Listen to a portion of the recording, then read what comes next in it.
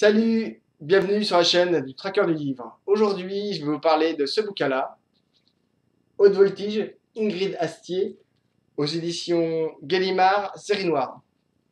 Une série noire survitaminée. Un convoi de voitures de Saoudiens file sur la route vers l'aéroport. Ils sont détournés par les travaux. Boum! Une équipe d'Albatros surgit nulle part, les tape. Ils savent quelle voiture est remplie jusqu'à rabord de billets et de verroteries chic et choc. La frappe est chirurgicale, maîtrisée, chronométrée. Quand les flics rappliquent, tout est terminé depuis longtemps. Ça fume, mais c'est tout. C'est l'équipe de permanence de la BRB du commandant Suarez qui récupère le bébé. Très vite, il devine du bulbe. Derrière ce coup, tout était pensé dans les moindres détails. Ils ne sont pas nombreux sur la place de Paris à pouvoir monter un coup pareil. Mais il y a aussi des affaires courantes. L'équipe de Suarez traite le gecko, une légende, aussi intouchable qu'invisible. Il se promène sur le roi de Paris, tel le roi du monde. Une vie d'ascète consacrée à la grimpette de compétition.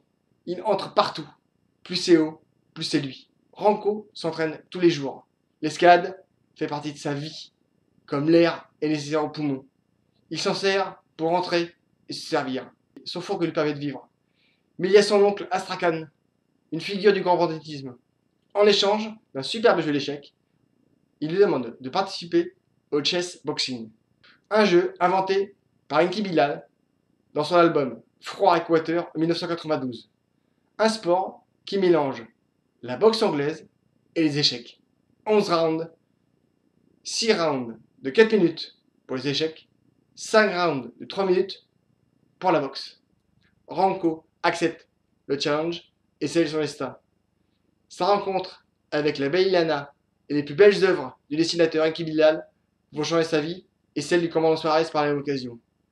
Un gros coup de cœur pour une série noire survitaminée qui respecte les codes du genre, en incorpore d'autres, en y mettant un punch, une envergure que j'ai rarement vu dans une série noire. Pour les amateurs du genre, jetez-vous dessus. Pour ceux qui connaissent un peu moins, allez-y aussi.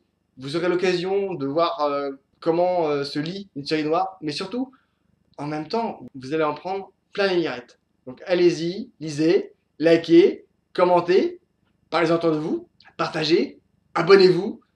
Mangez les chouquettes, à bientôt, au revoir.